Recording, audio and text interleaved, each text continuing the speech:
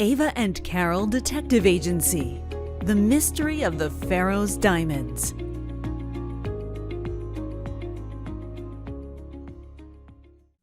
I know that pause, said Ava, giving her an apprehensive look. Hear me out. I have a good reason to wait. They're going to hide the diamonds in the piano, right? Ava nodded. According to what you heard. Then they're putting the piano in an armored car. I think that when the piano is safe in the armored car, that's when we bring the cavalry in. Ava thought for a moment.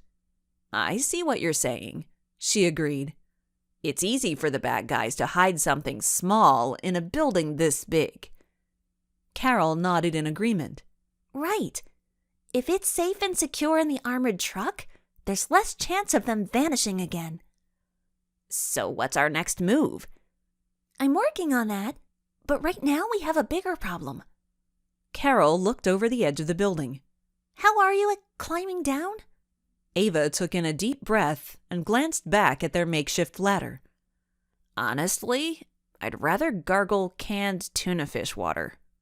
The girls crept silently to the ledge just above the fire escape and waited for their favorite two guards. They lay on their stomachs, chins resting on their palms, peering over the edge of the building. They have the most boring job ever, whispered Carol, as they watched them check behind the dumpster and the fire escape. They live their lives in 3-minute increments. That means they circle this building 20 times an hour, 160 times in an 8-hour shift. They're gone. Come on, you can be scared later. And just like that, the game of cat and mouse began. Carol held the ladder in place as Ava shakily descended to the safety of the fire escape. She returned the favor for Carol, who called down, 2 minutes, over her shoulder as she descended. Ava edged the ladder against the building, then watched horrified as it wobbled and fell with a loud thud sound to the ground. Oh my God, she whispered. Carol looked at Ava, her eyes opened wide. Our ladder!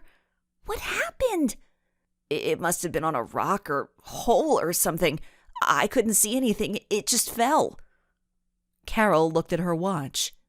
1.5 minutes. Carol, said Ava, how far is it down? At least 12 feet. I'm 5 feet. Can you drop from 7 feet? All day, every day. Why? Ava climbed over the railing of the fire escape. She maneuvered until she was hanging from the bottom. Ava, you're crazy, shrieked Carol. It's 7 feet from my feet to the ground. You said 7 feet all day, every day. Now come on. Ava took in a deep breath and dropped. The impact was harsh, but she relaxed her knees, fell forward, and rolled. Her palms stung as they hit the pavement, but her arms were saved by the sleeves of her hoodie.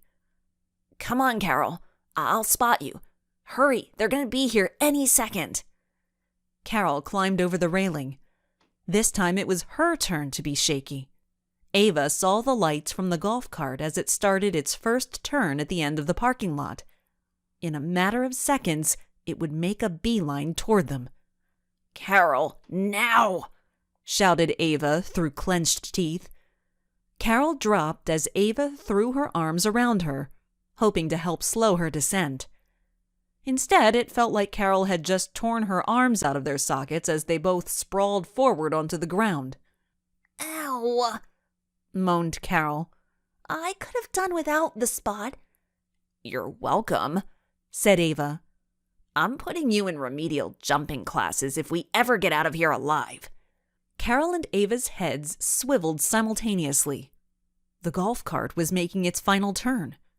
We're trapped, said Carol, panicking. No, shouted Ava. Grab the ladder. You and I are about to make our cross-country coach proud. Carol grabbed the ladder and took off after Ava. The golf cart was getting closer. They raced along the side of the building, barely staying ahead of the headlights. They slid around the corner behind the building just as the cart came to a stop.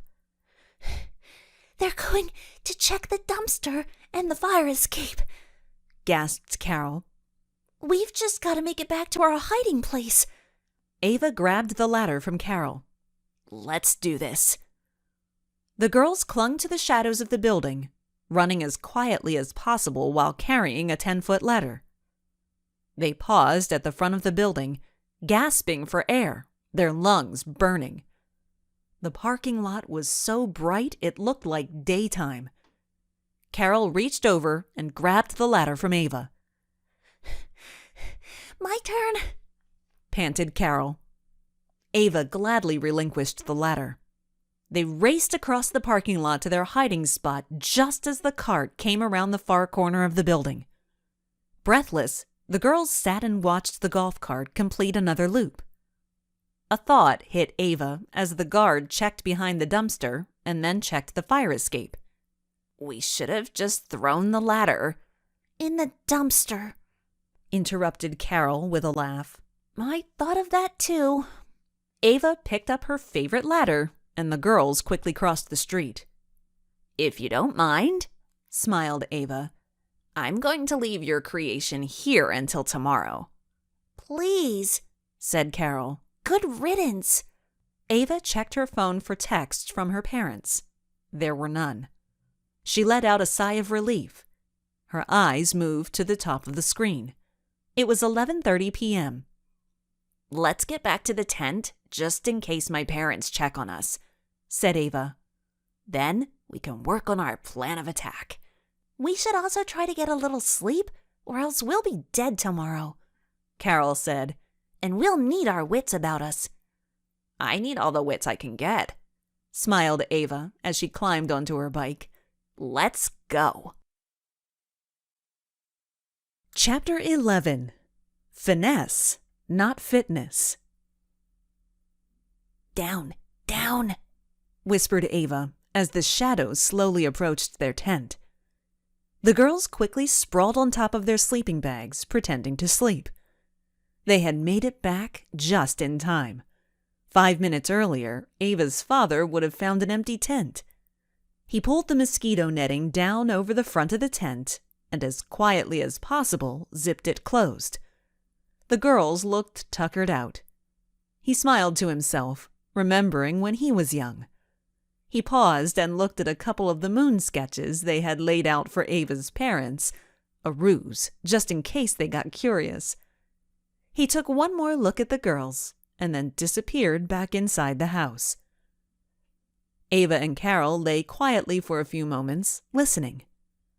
Ava sat up and looked at the house. All the lights were off. Okay, whispered Ava, sitting up. What's the plan, Superbrain? Carol raised her hand to her mouth as she yawned. I can tell you what we need to make happen. However, making it happen may take a little finesse.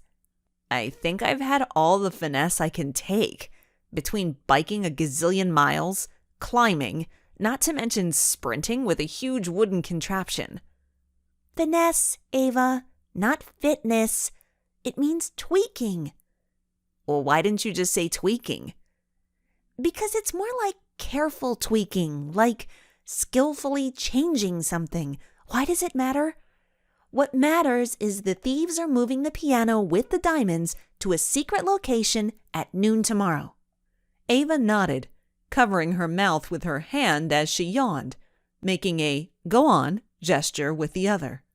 So my plan is to get some sleep, then call the police at the perfect time to stop the armored truck.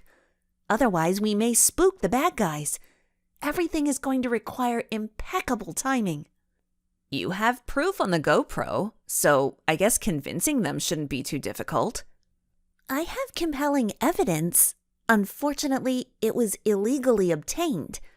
I was thinking that I could send it to the police anonymously, but the problem is, everything has to be timed perfectly. We need the police to be at the auction house just as the bad guys are about to pull out. Ava nodded. If the police get there too early, the bad guys will be able to hide the diamonds. If they get there too late, the thieves will vanish to some unknown location. Exactly, nodded Carol. Ava felt her eyes closing. She shook her head, trying to stay awake. I'm setting the alarm for 8:30. Carol opened the clock app on her phone. That'll give us about 6 hours of sleep. Ava muttered something unintelligible, her face already buried in her pillow. Carol laid back on her sleeping bag and closed her eyes. A cyclone of thoughts whipped around her brain. There's no way I'm falling asleep tonight. And then she did.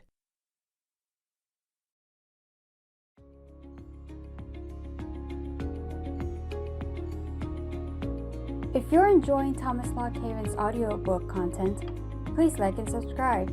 It's the best way to help out the channel.